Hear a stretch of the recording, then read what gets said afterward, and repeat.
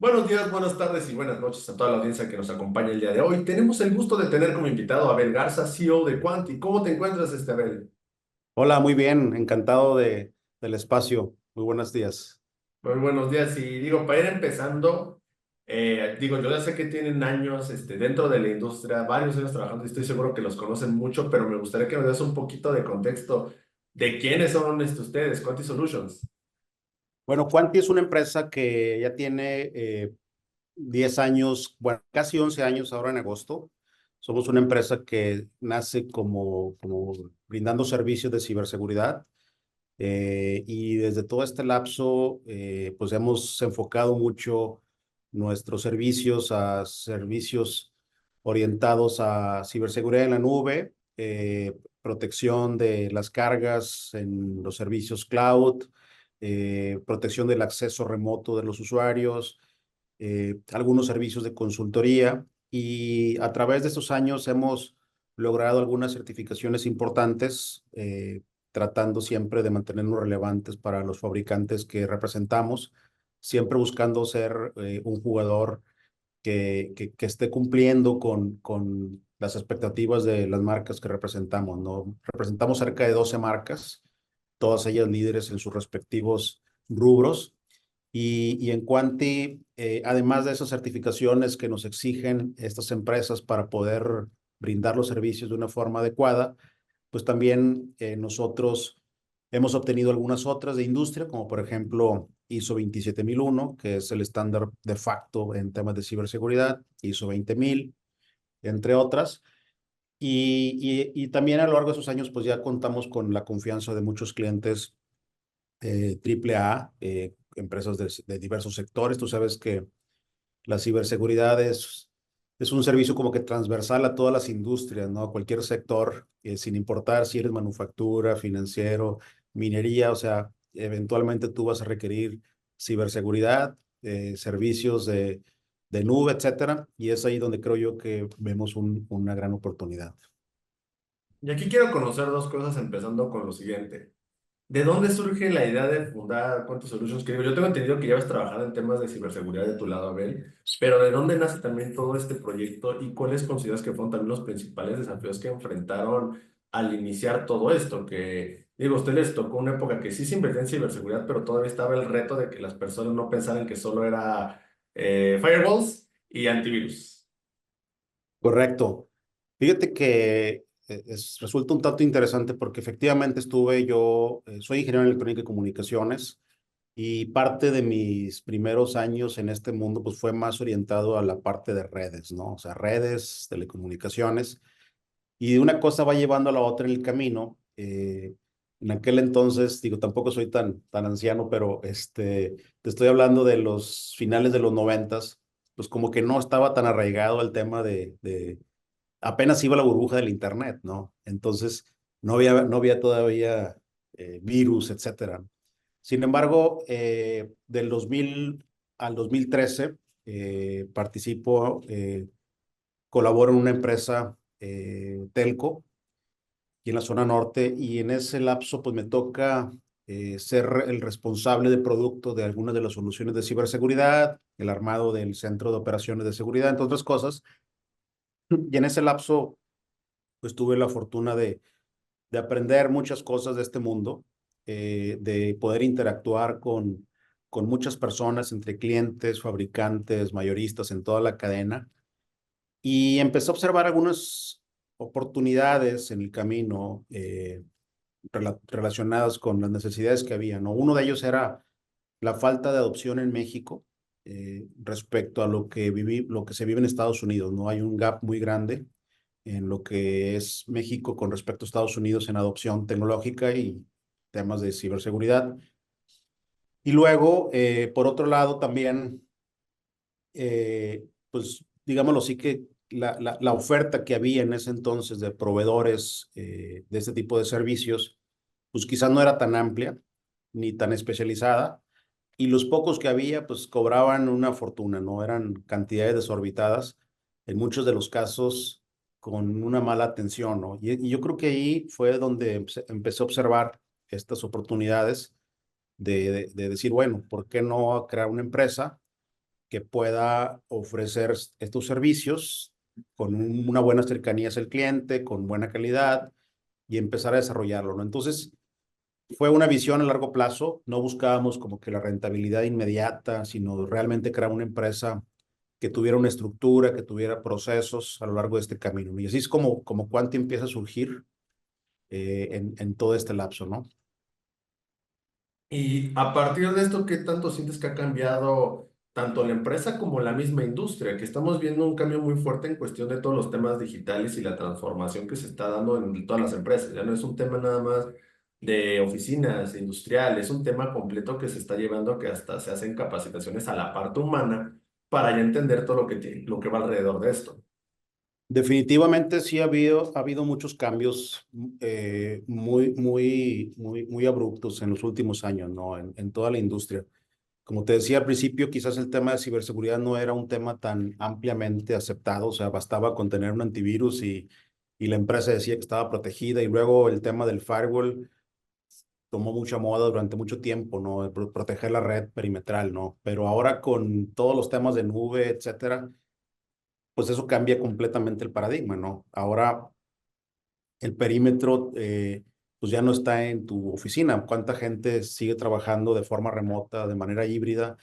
Eh, los mismos call centers, ¿no? Que antes tenían sus computadoras súper jardinizadas para que el empleado que se conectaba pudiera tener todos los parámetros de seguridad y que no hubiera alguna filtración, etcétera. Pues ahora estos clientes ahora están regados en el mundo, ¿no? Y entonces esto implica que haya cambiado todo este perímetro. Ya, no, ya ahora las cargas ya no están en un centro de datos, ahora están en una nube, están en otra o en otro lado, en otro país, no sabes dónde se encuentra la información. Y eso ha hecho una reconfiguración completa eh, de todo este tema. Y en la empresa también hemos tenido que evolucionar, ¿no?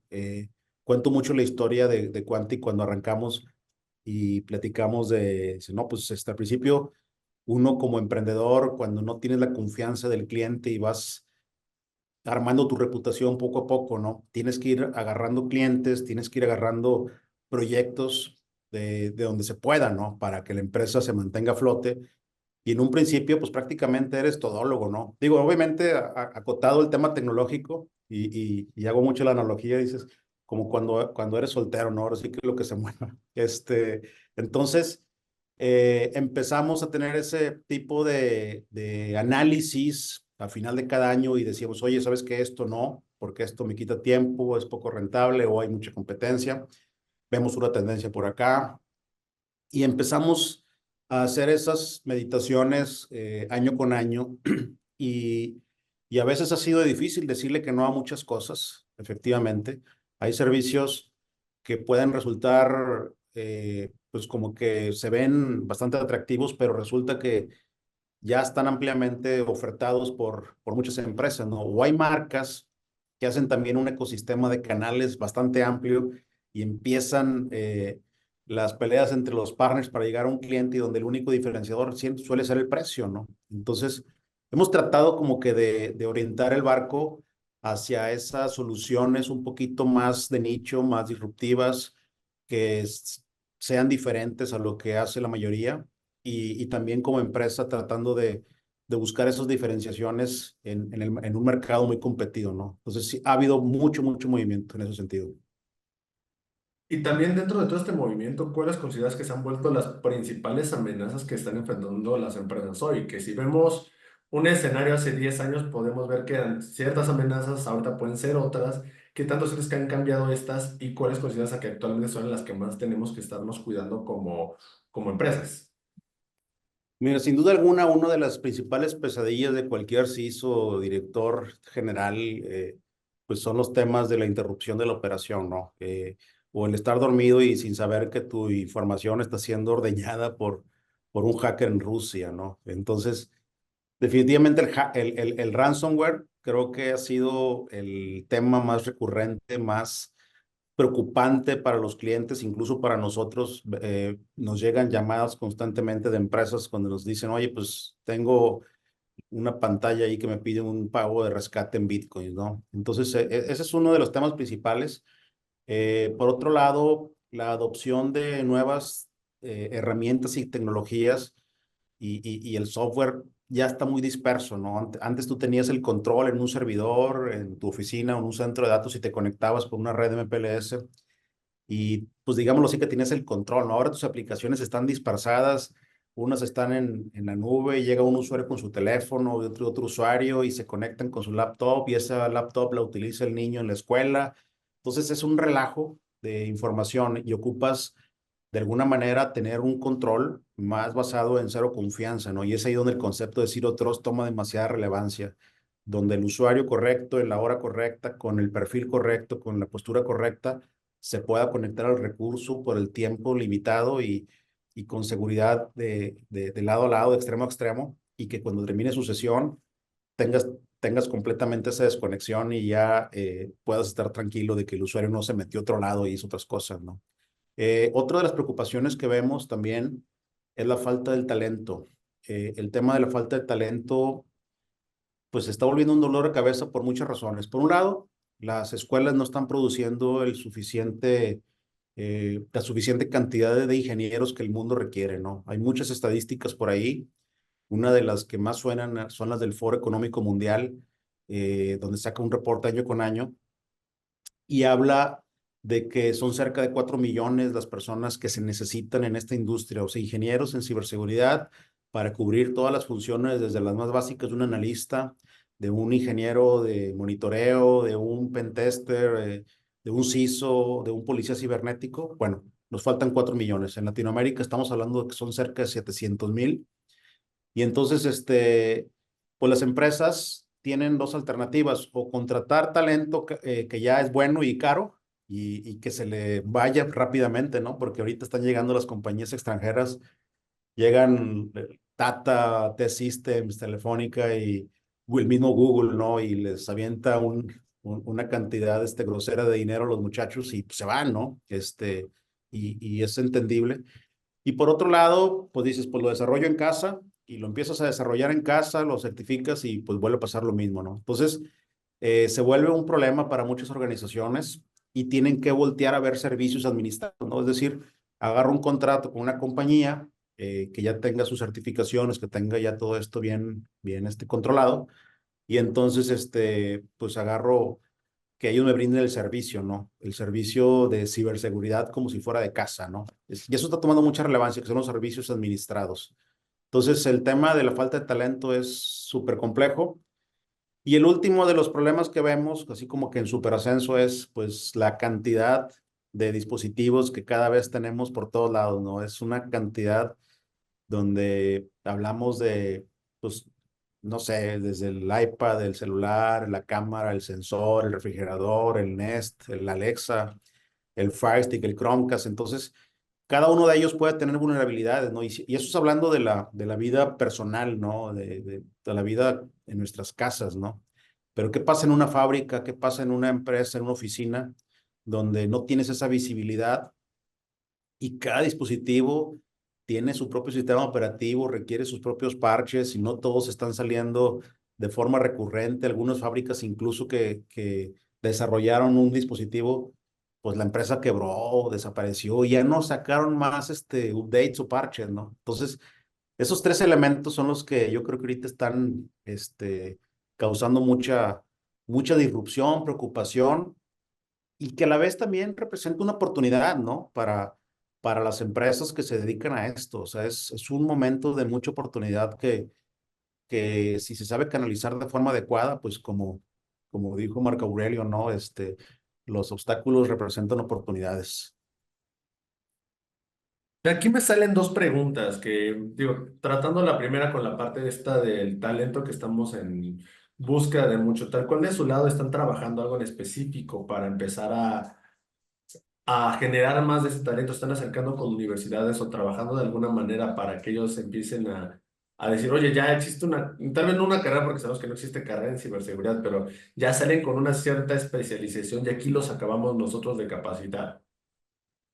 Efectivamente, ya hay carreras. Bueno, acá en Monterrey, por ejemplo, la Universidad Autónoma de Nuevo León tiene una licenciatura en tecnologías de información y seguridad informática, ¿sí? El TEC de Monterrey si bien no hay una carrera específica, hay varias carreras de ingeniería relacionadas con TI, con desarrollo, con el tema de gaming y de TI. Sí hay una maestría en ciberseguridad en el TEC, ¿sí? Pues ya hemos visto que empieza poco a poco a haber una mayor adopción en las escuelas. Como te digo, el talento que sale sigue siendo insuficiente. ¿Qué estamos haciendo nosotros en ese aspecto? Pues tenemos vinculación con las principales universidades. Nosotros somos, de hecho, socios formadores en el TEC de Monterrey, donde nuestros ingenieros dan clases. Tenemos acceso a ingenieros que quieren hacer sus prácticas y que quieren aprender. Y aquí fomentamos mucho, pues todo el tema de capacitación, certificaciones con los muchachos. Hay un plan de carrera muy establecido donde se tiene toda esa mapa de ruta desde que llega un ingeniero o un estudiante como prácticas, como becario, y luego va pasando a un proceso de capacitación en mesa de ayuda y luego analista de soporte Tier 1, Tier 2, Tier 3. Y luego ya después de la parte de operación puede brincar a un tema de consultoría, a un tema pues de pen tester, de auditor, etcétera, ¿no? Entonces se va abriendo como que el scope, pero yo creo que las compañías sí tienen que apostarle al talento joven y desarrollarlo. Y en muchos de los casos pues tienes que brindar también condiciones, prestaciones, amenities adicionales a lo que está haciendo la industria, si quieres que la gente se quede contigo, pues al menos un rato, ¿no? Y que pueda ayudarte con este gap tan grande que hay. Y en la parte industrial, en esta parte de empresas, me gustaría hacer una pregunta que tal vez todavía se haga en algunas empresas, y quizás ya no todas, pero es ¿cómo se integra la ciberseguridad en las operaciones diarias de estas plantas sin afectar un tema de productividad? Que puede llegar a ser una pregunta en sentido curiosa para algunos que apenas están implementando esta parte. Definitivo, no tienes idea de la cantidad de empresas que hay donde sus áreas de IT tradicionales, su oficina en su corporativo, tienen todo perfecto con lo último en tecnología y firewalls, IPS y EDRs y XDRs y mil cosas, ¿no? Pero volteas a la planta y no hay absolutamente nada. Hemos visto casos donde incluso el ingeniero de operación y de mantenimiento de la planta pues contrató un Infinitum para conectar una máquina para que le dé mantenimiento desde Alemania, ¿no? Vamos a pensar que es una máquina alemana. Y entonces, y pues ahí ahora ese internet se está propagando en la planta y se conectan ahí dos, tres obreros y hay muchas historias de terror que hemos escuchado y hemos visto, ¿no? Pero esto es muy reiterativo de cómo las empresas tienen muchas cosas cubiertas en IT, pero no tienen nada en la planta. Ahora, ¿por dónde empezar? Eh, Hemos hablado mucho de que lo primero es tener visibilidad, ¿no? O sea, no puedes proteger lo que no puedes ver. Entonces, hablamos mucho de primero identificar qué es lo que tienes conectado en tu red, ¿no? Y eso es un análisis que haces que no afecta la operación, es pues, dejar ahí como que un sensor conectado ahí en la red que está escuchando las comunicaciones entre los dispositivos y que eso nos pueda dar de una forma visual en una consola, ver qué equipos tengo conectados, PLCs, un sensor, un medidor de presión, un barómetro, etcétera, ¿no? Y que puedas tú ver eso y entender, oye, pues este es de esta marca, tiene tal sistema operativo, tiene tal vulnerabilidad, ¿no? Entonces creo que eso es lo fundamental, empezar por tener visibilidad, ¿no?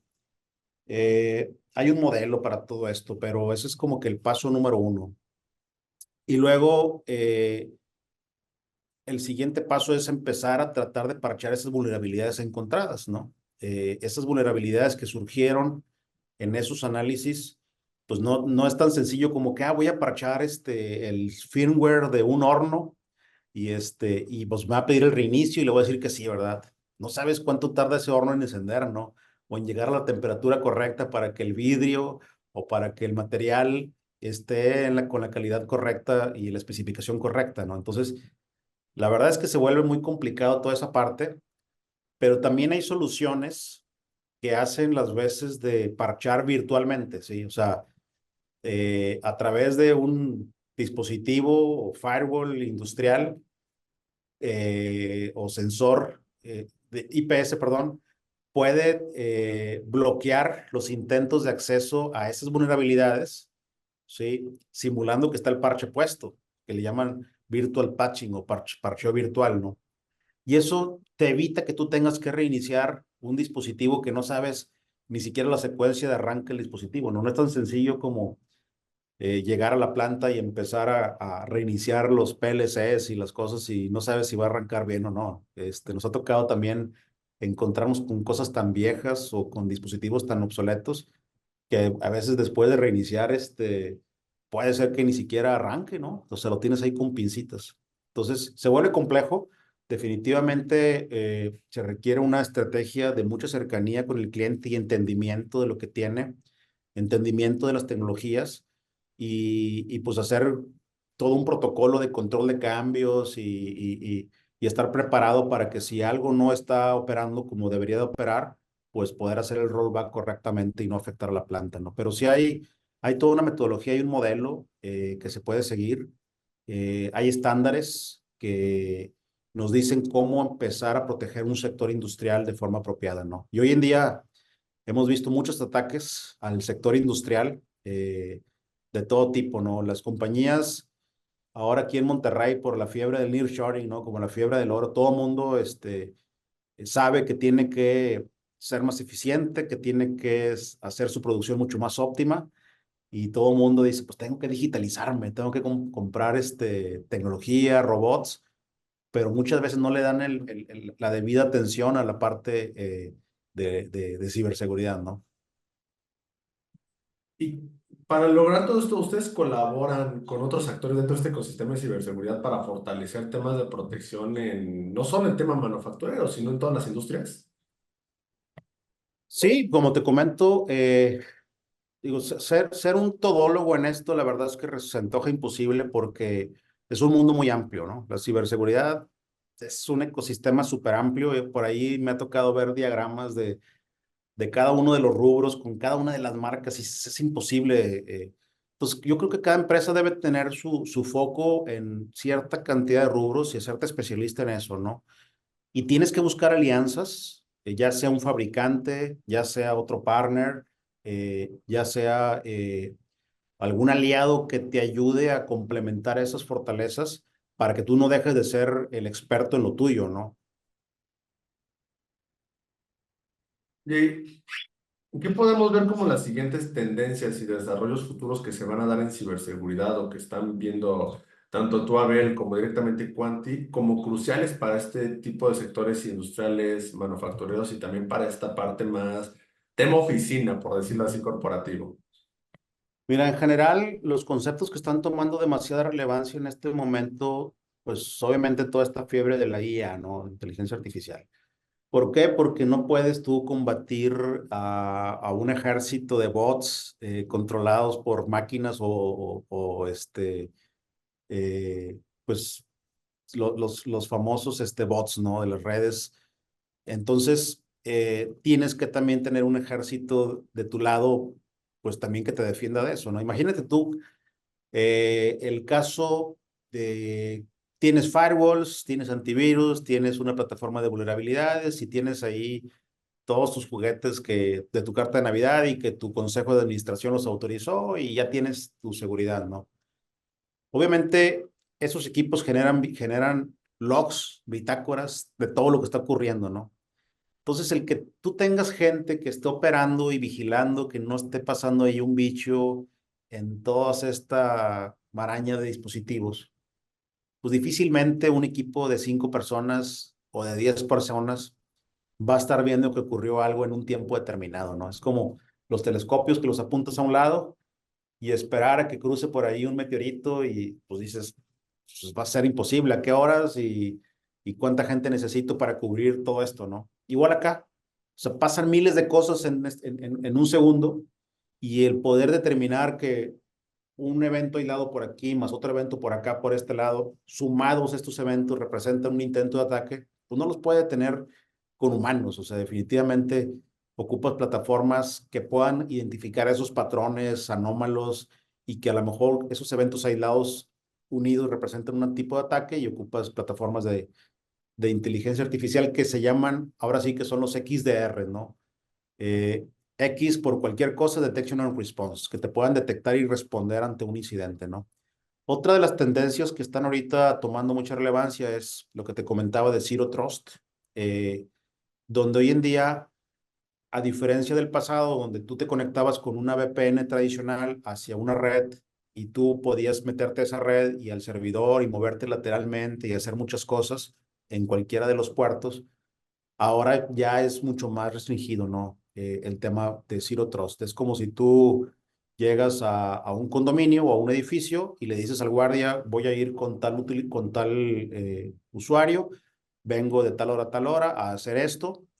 Y entonces el guardia llega y te pone un antifaz para que no veas, te tapa los ojos y entonces te da dos, tres vueltas y te lleva y te acompaña y te deja ahí en el cuarto y estás esperando, el guardia espera hasta que termines de hacer tu operación, vigile que no te muevas a otro lado y entonces cuando terminas ya te regresa y te vuelve a dejar en tu lugar, ¿no? Entonces, ahora, a diferencia de antes, donde tú le abrías la puerta a la persona y le decías, pásale, ¿con quién vienes, no? Pues ahora como que ya cambia todo esto. Entonces, el Zero Trust se vuelve una tecnología fundamental. Y bueno, hay otras tendencias por ahí que cada año en los eventos en Las Vegas nos anuncian como bombo y platillo, ¿no? Pero muy orientadas al tema de inteligencia artificial. Y en cuestión negocio, tanto para ti como para Conti, ¿qué es lo que están viendo que van a hacer, que van a realizar? ¿Qué es lo que ustedes están buscando hacer para tema negocio? Bueno, la Quanti como empresa ha tenido en los últimos años un crecimiento importante por encima del mercado. Recordando que esta industria crece a ritmos del 8 al 11% dependiendo del analista, ¿no? La industria de ciberseguridad en México, en el mundo, crece a esos ritmos.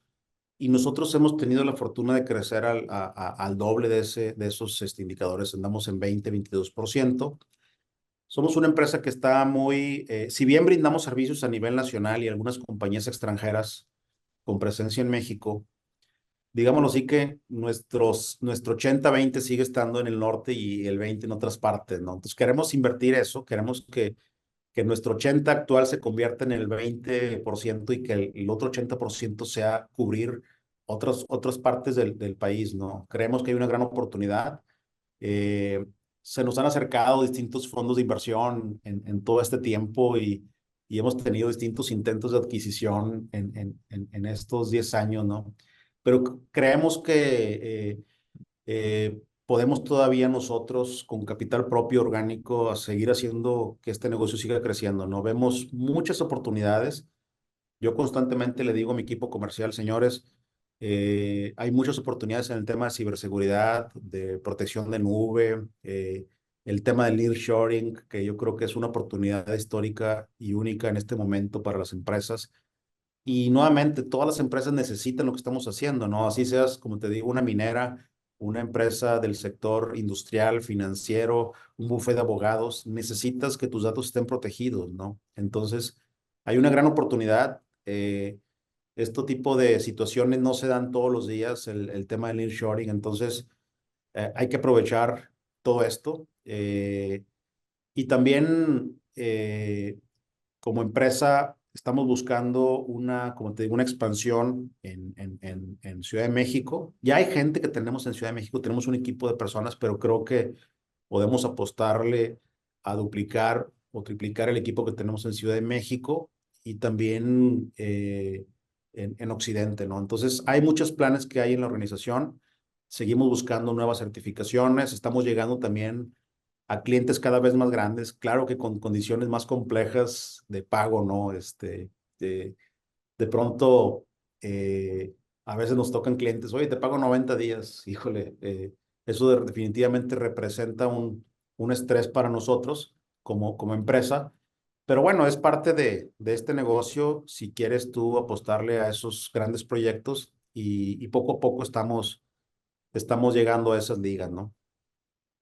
No, es un gusto escuchar también esa parte, porque por algo una empresa de ciberseguridad lleva ya más de 10 años estando también en el mercado trabajando y construyéndose con este crecimiento que nos mencionas. Y digo, como última vez me gustaría preguntarte, o más bien dar este espacio final para un mensaje que tú le quieras dejar a estos líderes y tomadores de decisiones en la parte de tecnología. Que digo, este espacio es tuyo para lo que le quieras decir a ellos. Bueno, para nosotros siempre es importante decirle al cliente que es primordial la prevención en lugar de actuar cuando ya ocurrió algo, ¿no? Regularmente, en muchos de los casos, cuando hablamos con clientes, nos transmiten cuando ya fueron, por ejemplo, víctimas de un incidente, ¿no? Un ciberincidente. Pues les preguntamos, oye, ¿cómo estás de respaldo, no? La primera pregunta, ¿tienes respaldo? ¿Dónde lo tienes? ¿Con qué frecuencia lo haces?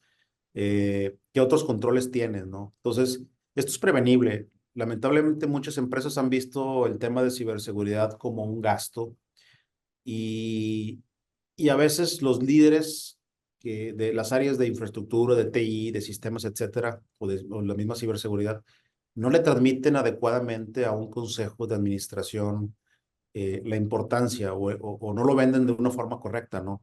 Nosotros siempre mencionamos que la manera más correcta de medir la rentabilidad de un proyecto de ciberseguridad no es cuál es el revenue que me va a dar, ¿no? Sino cuál es el riesgo que estoy mitigando, ¿no?